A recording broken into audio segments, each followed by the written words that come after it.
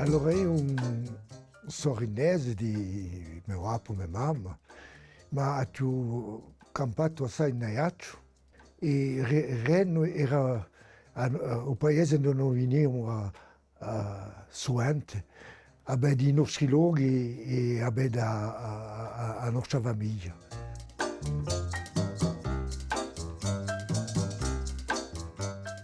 Io ho già detto che tutte le annate mi sono piaciute, la vita mi è piaciuta in generale.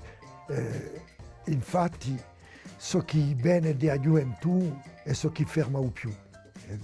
Quando noi veniamo a Renno era sempre una gran passione, l'odore, il caldo della famiglia, sente qualcosa che non si può mica definisce, la presenza di una socchea famiglia. E questa non si può mica sfassare.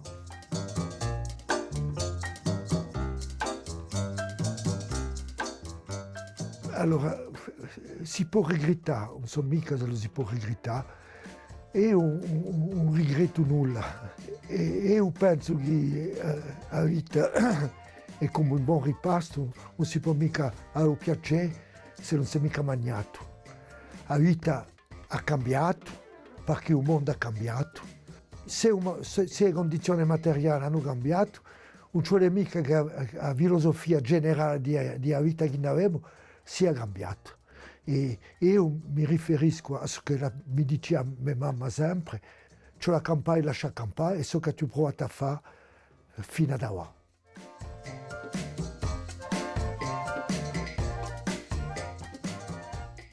Beh, a Gorzi Gadotti è come un mondo, si scrive di ciò che è un mondo attualmente.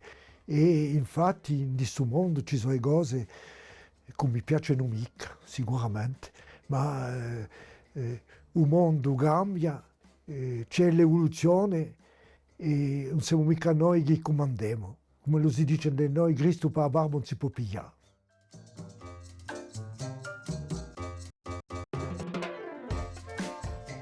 Per la cosa che tu io sono piuttosto, voglio essere piuttosto ottimista. Ho lavorato dell'insegnamento, dell'agricoltura e come insegnante e ho avuto una gioventù che trovo straordinaria e penso che ci fa confidenza a questa gioventù e penso che è questa gioventù che può dirigere a Corsica senza bisogno di niente.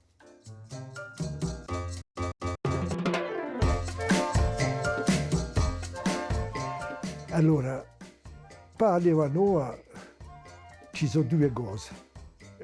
L'esperienza degli anziani e la volontà, il dinamismo della gioventù. Allora noi deve ascoltare, tenere conto dell'esperienza dei vecchi, ma i vecchi devono di noi ascoltare ciò che i giovani hanno a dire. E qualche volta, e anche usualmente, devono avere il coraggio di lasciare a piazza.